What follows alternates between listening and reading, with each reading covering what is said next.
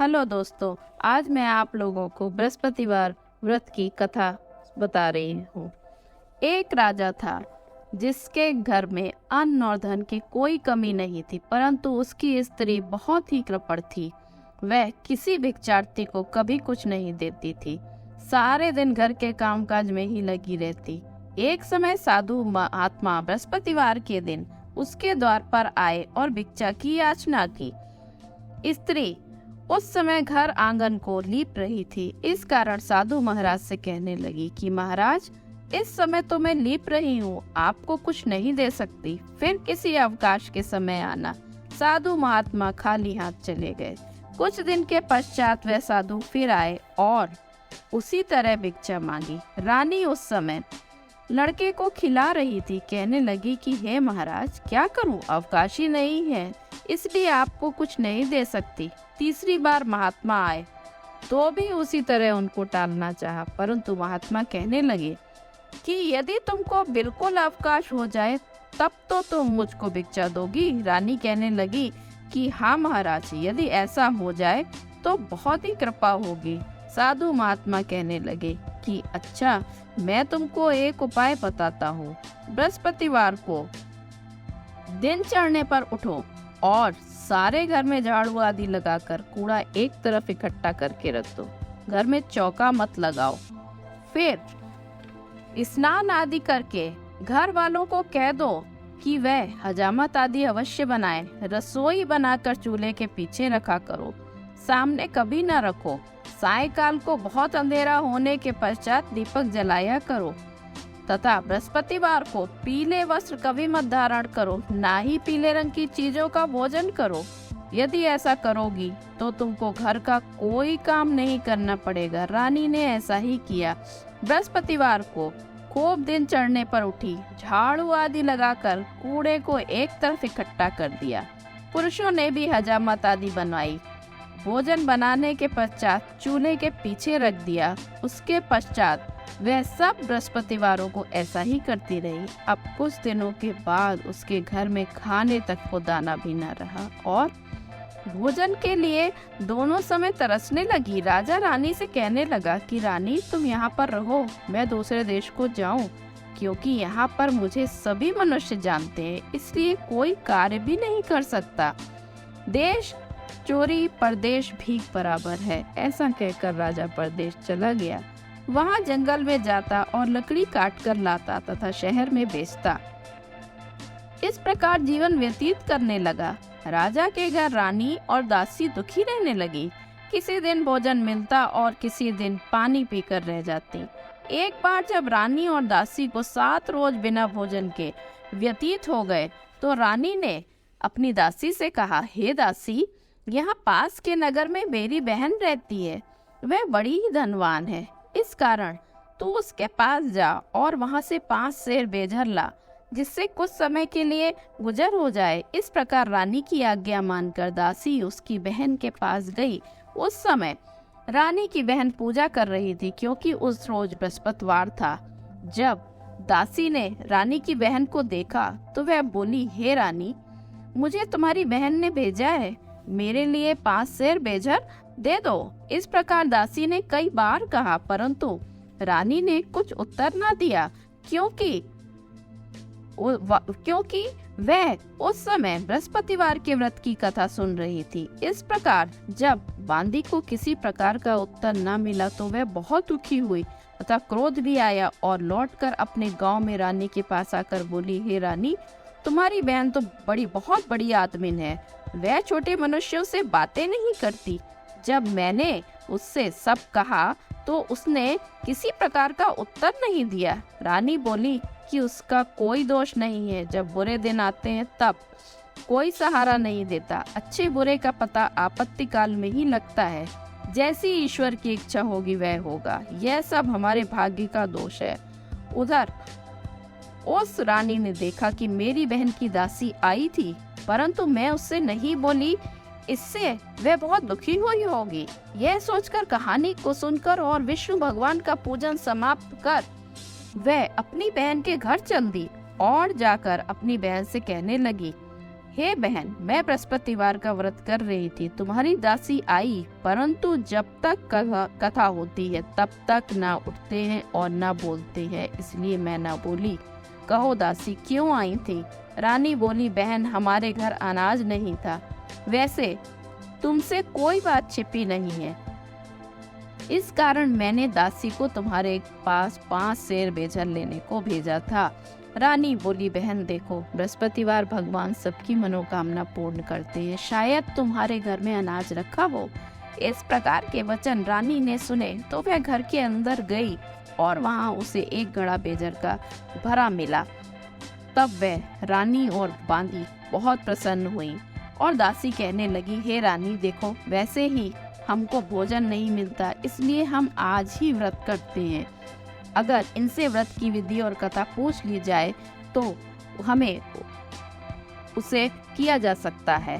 तब उस रानी ने अपनी बहन से पूछा कि बहन, बृहस्पतिवार के व्रत की कथा क्या है तथा ये वह व्रत कैसे करना चाहिए? रानी की बहन ने कहा कि हे बहन, गुरु के व्रत में चना की दाल, मुनक्का से विष्णु भगवान का केले की जड़ में पूजन करें तथा दीपक जलावें, पीला भोजन करें तथा कहानी सुने। इस प्रकार करने से गुरु भगवान प्रसन्न होते हैं, अन्न पुत्र धन देते हैं, मनोकामना पूर्ण करते हैं। इस प्रकार से रानी और दासी दोनों ने निश्चय किया कि वह भगवान का पूजन अवश्य करेंगे। 7 रोज बाद जब बृहस्पतिवार आया तो उन्होंने व्रत रखा, गुड़साल में जाकर चना बीन लाई तथा उसकी चने की दाल से केले की जड़ का तथा विष्णु भगवान का पूजन किया। अब पीला भोजन कहाँ से आए? बेचारी बड़ी दुखी हुई, परंतु उन्होंने व्रत किया था, इस कारण गुरु भगवान प्रसन्न हुए और 2 थाली में सुंदर पीला भोजन लेकर आए और दासी को देकर बोले, हे दासी, यह तुम्हारे और रानी के लिए भोजन है, तुम दोनों करना। दासी भोजन पाकर बड़ी प्रसन्न हुई और रानी से बोली, भोजन कर लो।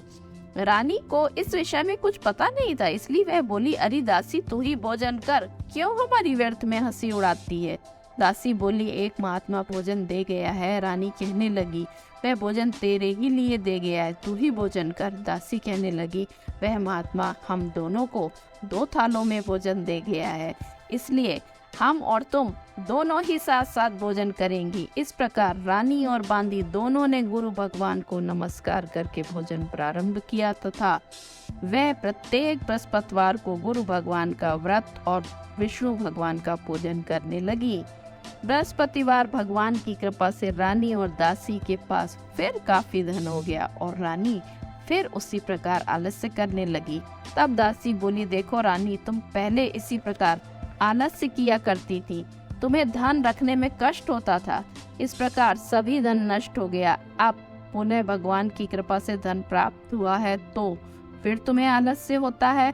बड़ी मुसीबतों के बाद हमने यह धन पाया है, इसलिए हमें दान पुण्य करना चाहिए तथा भूखे मनुष्यों को भोजन कराओ, प्याऊ लगवाओ, ब्राह्मणों को दान दो, कुआं, तालाब, बावड़ी आदि का निर्माण कराओ, मंदिर पाठशाला बनवा कर दान दो, कुंवारी कन्याओं का विवाह कराओ, धन को शुभ कार्यों में खर्च करो, जिससे तुम्हारा यश फैलेगा तथा स्वर्ग प्राप्त होगा। तब रानी ने इस प्रकार के कर्म करने आरंभ किए तथा उसका यश फैलने लगा। रानी और दासी विचारने लगी कि ना जाने राजा किस प्रकार से होंगे, उनकी कोई खबर नहीं मिली। गुरु भगवान से उन्होंने प्रार्थना की और भगवान ने रात्रि में राजा को स्वप्न में कहा, हे राजा, उठ उठ, तेरी रानी तुझे याद करती है, अपने देश को चलो। राजा प्रातः काल उठा और विचार करने लगा कि स्त्री जाति खाने और पहनने की संगनी होती है, पर भगवान की आज्ञा मानकर वह अपने नगर के लिए चलने को तैयार हुआ। इससे पूर्व जब राजा परदेश चला गया था तो प्रतिदिन जंगल में से लकड़ी बीन कर लाने लगा था तथा उन्हें शहर में बेचकर अपने दुखी जीवन को कठिनाई से व्यतीत करता था। एक दिन राजा दुखी होकर पुरानी बातों को याद करके रोने लगा। तब उस जंगल में से बृहस्पति देव एक साधु का रूप धारण करके आए और राजा के पास आकर बोले, हे लकड़हारे, तुम इस जंगल में किस चिंता में बैठे हो और मुझको बताओ। यह सुनकर राजा के नेत्रों से आंसू भर आया और बोला, हे प्रभु, आप सब कुछ जानने वाले हो। इतना कहकर राजा ने साधु को अपनी संपूर्ण कहानी बता दी। महात्मा दयालु होते हैं और उससे बोले, हे राजा, तुम्हारी स्त्री ने बृहस्पति देव का अपमान किया था, जिसके कारण तुम्हारी यह दशा हुई। अब तुम किसी प्रकार की चिंता मत करो, भगवान तुम्हें पहले से अधिक धनवान करेगा। देखो, तुम्हारी स्त्री ने गुरुवार का व्रत आरंभ कर दिया है और तुम मेरा कहा मानकर बृहस्पति देव का व्रत करके चने की दाल, गुड़, जल को लोटे में डालकर केले का पूजन करो, फिर कथा कहो और सुनो, भगवान तेरी सब मनोकामना को पूर्ण करेंगे। साधु को प्रसन्न देख राजा बोला, हे प्रभु, मुझे लकड़ी बेचकर इतना पैसा नहीं मिलता जिससे भोजन करने के उपरांत कुछ बचा सकूं। मैंने रात्रि में अपनी रानी को व्याकुल देखा है, मेरे पास कुछ भी नहीं है जिससे कम से कम उसकी खबर मंगा सकूं, और कौन सी कथा कहूँ ये मुझको मालूम नहीं। साधु ने कहा, हे राजा, तुम किसी प्रकार की चिंता मत करो। बृहस्पतिवार के दिन रोजाना की तरह लकड़ियां लेकर शहर जाओ। तुमको उस दिन रोज से दुगना धन प्राप्त होगा, जिससे तुम भली प्रकार भोजन कर लोगे। तब बृहस्पतिवार का दिन आया तो राजा जंगल से लकड़ी काट कर शहर बेचने गया। उसे उस दिन और दिनों से अधिक पैसा मिला। राजा ने चना, गुड़ आदि लाकर गुरुवार का व्रत किया।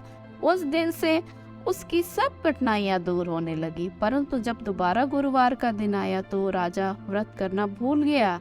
इस कारण बृहस्पतिवार भगवान नाराज हो गए। उस दिन उस नगरी के राजा ने एक विशाल यज्ञ का आयोजन किया तथा शहर में यह घोषणा करा दी कि कोई भी मनुष्य अपने घर में भोजन ना बनावे, समस्त जनता मेरे यहाँ भोजन करने आवे। इस आज्ञा को जो नहीं मानेगा उसके लिए फांसी की सजा दी जाएगी। राजा की आज्ञा अनुसार शहर के सभी लोग भोजन करने गए, लेकिन लकड़हारा कुछ देर से पहुंचा, इसलिए राजा उसको अपने साथ लिवा ले गए और ले जाकर भोजन करा रहे थे तो रानी की दृष्टि उस खूंटी पर पड़ी जिस पर उसका हार लटका रहता था।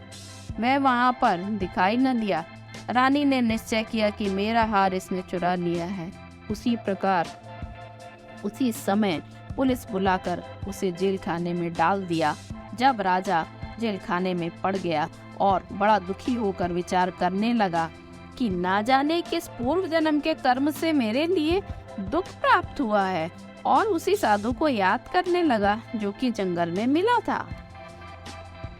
उसी समय तत्काल बृहस्पति देव साधु के रूप में प्रकट हो गए और उसकी दशा को देखकर कहने लगे, अरे मूर्ख, तूने बृहस्पतिवार देवता की कथा नहीं कही, इसी कारण तेरे लिए दुख प्राप्त हुआ है। अब चिंता मत कर, बृहस्पति के दिन जेल खाने के दरवाजे पर 4 पैसे पड़े मिलेंगे, उनसे तू बृहस्पतिवार का पूजन करना, तेरे सभी कष्ट दूर हो जाएंगे। बृहस्पतिवार के दिन उसे 4 पैसे पड़े मिले। राजा ने कथा की और उसी रात्रि को बृहस्पति देव ने उस नगर के राजा को स्वप्न में कहा, हे राजा, तुमने जिस आदमी को जेल खाने में बंद कर दिया है वह निर्दोष है, उसे छोड़ देना। रानी का हार उसी खूंटी पर लटका हुआ है, अगर तू नहीं छोड़ेगा तो मैं तेरे राज्य को नष्ट कर दूंगा। इस प्रकार के रात्रि के स्वप्न को देखकर राजा प्रातःकाल उठा और खूंटी पर हार को देखकर लकड़हारे को बुलाकर क्षमा मांगी तथा राजा को यथा योग्य सुंदर वस्त्र आभूषण देकर विदा किया। राजा जब नगर के निकट पहुंचा तो उसे बड़ा ही आश्चर्य हुआ। नगर में पहले से अधिक बाग, तालाब और कुएं हैं। बहुत सी धर्मशाला, मंदिर आदि बन गए हैं। राजा ने पूछा, यह किसका बाग और धर्मशाला है? तो नगर के लोग कहते हैं कि यह सब रानी और बांदी के हैं। तो राजा को और भी आश्चर्य हुआ तथा गुस्सा भी आया। जब रानी ने यह खबर सुनी कि राजा आ रहे हैं तो उसने बांदी से कहा कि हे दासी, देख, राजा हमको कितनी बुरी हालत में छोड़कर गए थे, कहीं हमारी ऐसी हालत देखकर लौट ना जाए, इसलिए तू दरवाजे पर जाकर खड़ी हो जा। आज्ञा अनुसार दासी दरवाजे पर जाकर खड़ी हो गई और राजा जब आए तब उन्हें लिवा लाई। तब राजा ने क्रोध करके अपनी तलवार निकाली और पूछने लगा कि यह धन तुम्हें प्राप्त कैसे हुआ? तो उन्होंने कहा, हमें यह बृहस्पति देव के प्रभाव से प्राप्त हुआ है। राजा ने निश्चय किया कि 7 रोज बाद तो सभी बृहस्पति देव का पूजन करते हैं, परंतु मैं रोजाना दिन में 3 बार कहानी कहा करूंगा तथा रोज व्रत किया करूंगा। अब हर समय राजा के दुपट्टे में चने की दाल बंधी रहती तथा दिन में 3 बार कहानी कहता। एक दिन राजा ने विचार किया कि चलो अपनी बहन के पास हो आए। इस प्रकार निश्चय कर राजा घोड़े पर सवार होकर अपनी बहन के यहाँ जाने लगा। मार्ग में देखा कि कुछ आदमी एक मुर्दे को लिए जा रहे हैं। उन्होंने रोककर राजा कहने लगा, अरे भैया, मेरी बृहस्पतिवार की कहानी सुन लो। वे बोले, लो, हमारा आदमी मर गया है, इसको अपनी कहानी की पड़ी है। परंतु कुछ आदमी बोले, अच्छा कहो, हम तुम्हारी कहानी सुनेंगे। राजा ने दाल निकाली और जब कहानी आधी हो पाई थी कि मुर्दा हिलने लगा, तब कहानी समाप्त हुई। वह राम राम कहकर खड़ा हो गया। आगे मार्ग में उसे एक किसान खेत में हल चलाता मिला। राजा ने उसे देखा और उससे बोला, अरे भैया, तुम मेरी बृहस्पतिवार की कहानी सुन लो। किसान बोला, जब तक मैं तेरी कहानी सुनूंगा तब तक 4 हरया जोत लूंगा। जा अपनी कहानी किसी और को सुनाना। इस प्रकार राजा आगे चलने लगा। राजा के हटते ही बैल पछाड़ खाकर गिर गया तथा पेट में बहुत जोर से दर्द होने लगा। उस समय उसकी माँ रोटी लेकर आई। उसने देखा, अपने पुत्र से सब हाल पूछा और बेटे ने सब हाल कह दिया। तो बुढ़िया दौड़ी दौड़ी उस घुड़सवार राजा के पास गई और उससे बोली, मैं तेरी कहानी सुनूंगी, तू कह, तथा मेरे खेत पर ही चलकर कह। राजा ने बुढ़िया के खेत पर कहानी कही, जिससे वह बैल उठ खड़े हुए और किसान के पेट का दर्द बंद हो गया। तब राजा अपनी बहन के घर कुशल पूर्वक पहुंचा तो बहन ने भाई की खूब मेहमानी की। दूसरे दिन प्रातःकाल राजा जागा तो वह देखने लगा कि सब लोग भोजन कर रहे हैं। राजा ने अपनी बहन से कहा कि कोई मनुष्य है जिसने भोजन न किया हो और वह मेरी बृहस्पतिवार की कहानी सुन ले। बहन बोली, ए भैया, ये देश ऐसा ही है। प्रथम यहाँ सभी लोग भोजन करते हैं, अगर कोई पड़ोस में हो तो देखाऊं। वह ऐसा कहकर देखने चली गई, परंतु उसे ऐसा कोई व्यक्ति नहीं मिला जिसने भोजन न किया हो। अतः वह एक कुम्हार के यहाँ गई जिसका लड़का बीमार था। उसे मालूम हुआ कि उनके यहाँ 3 दिन से किसी ने भोजन नहीं किया है। रानी ने अपनी बहन को कहानी सुनाने के लिए कुम्हार से कहा। वह तैयार हो गई।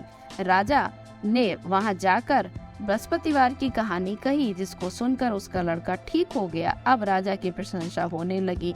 एक दिन राजा ने अपनी बहन से कहा, हे बहन, हम घर अपने जाएंगे, तुम भी तैयार हो जाओ। यह बात सुनकर राजा की बहन ने अपनी सास से कही। सास बोली, हाँ, तू चली जा, परंतु अपने लड़के को मत ले जाना, क्योंकि तेरे भाई के संतान नहीं है। बहन ने अपने भैया से कहा, भैया, मैं तो चलूंगी, परंतु बालक नहीं जाएगा। राजा बोला, जब यह बालक नहीं जाएगा तो तुम ही मेरे साथ घर जाकर क्या करोगी? तब बड़े दुखी मन से राजा अपने नगर को लौट आया। राजा ने आकर अपनी रानी से कहा, हम निर्वंशी राजा हैं, हमारा मुंह देखने का धर्म नहीं है और कुछ भोजन आदि नहीं किया। रानी बोली, हे राजा, बृहस्पति देव ने हमें सब कुछ दिया है, हमें संतान अवश्य देंगे। उसी रात्रि को बृहस्पति देव ने राजा से स्वप्न में कहा, हे राजा, उठ, सभी सोच को त्याग दे, तेरी रानी गर्भ से है। राजा को यह समाचार सुनकर बड़ी खुशी हुई। 9वें महीने में उसके 2 पुत्र पैदा हुए। तब राजा रानी से बोला, हे रानी, स्त्री जाति बिना भोजन के रह सकती है, बिना कहे नहीं रह सकती है। जब मेरी बहन आवे तो तुम कुछ ना कहना। यह सुनकर रानी ने हाँ कर दी।